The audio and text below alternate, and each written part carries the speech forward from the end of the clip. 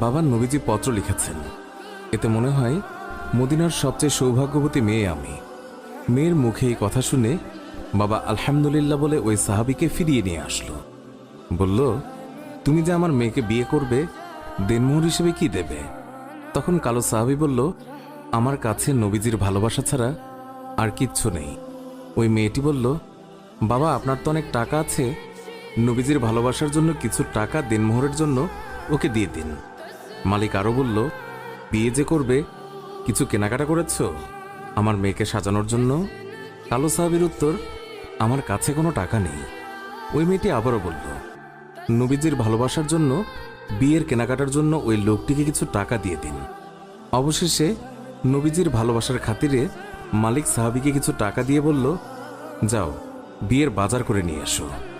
আজকের ভেতরেই আমি নবীজির কথায় আমার সুন্দরী মেয়ের সাথে তোমার বিয়ে দেব। নবীজির কালো সাহাবী মনের আনন্দে বিয়ের বাজার করতে রওনা হলো। বাজারে গিয়ে কিছু কেনাকাটাও করে। হঠাৎ দেখলো মানুষ দৌড়াদৌড়ি করছে।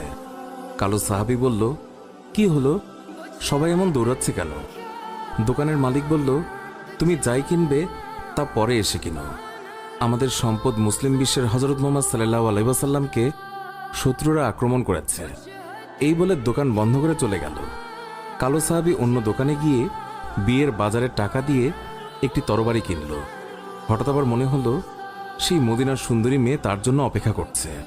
তখন নিজেকে বোঝালো, যেই নবী না হলে আমি হতাম না, এই দুনিয়া হতো না, সেই নবীর চেয়ে সুন্দরী মেয়ে আমার কাছে বড় হয় কিভাবে? এই বলে নবীজির কালো সাহাবী তলোয়ারটি নিয়ে যুদ্ধের ময়দানে চলে গেল। কিতাবে আছে, ওই যুদ্ধে নবীজির ৭০ জন সাহাবী শহীদ হয়েছিলেন, তার মধ্যে কালো সাহাবীও একজন।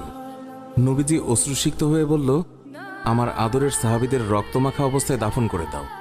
কিয়ামতের ময়দানে আমি আল্লাহর দরবারে এই রক্তমাখা শরীর দেখিয়ে কোটি কোটি গুনাহগার উম্মতের নাজাতের দাবি করব। হঠাৎ নবীজির চোখ পড়ল কালো সাহাবীর দিকে, রক্তমাখা শরীর নিয়ে এসে পড়ে আছে। নবীজি চিৎকার দিয়ে বলল, এই আমার কালো সাহাবীর লাশ, আজকে তার তো বিয়ে হওয়ার কথা ছিল। কয়েকজন সাহাবী বলল, হুজুর, আপনার কালো সাহাবী বিয়ের বাজার করতে গিয়েছিল, কিন্তু যখন শুনল শত্রুরা আপনার উপর আক্রমণ করেছে, তখন সে যুদ্ধের বাজার করেছে।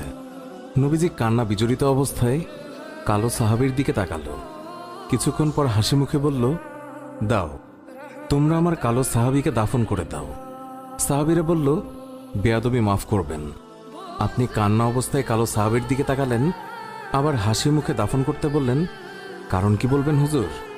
নবীজি বললেন, তাহলে শোনো, আমার কালো সাহাবী বিয়ের বাজার দিয়ে যে যুদ্ধের বাজার করেছে, আমার ভালোবাসায় ইসলামের পথে শহীদ হয়েছে, আমি তাকে তাকিয়ে দেখি ওই হুরে মদিনা বেহেশতের হুর হয়ে তার সেবা করছে।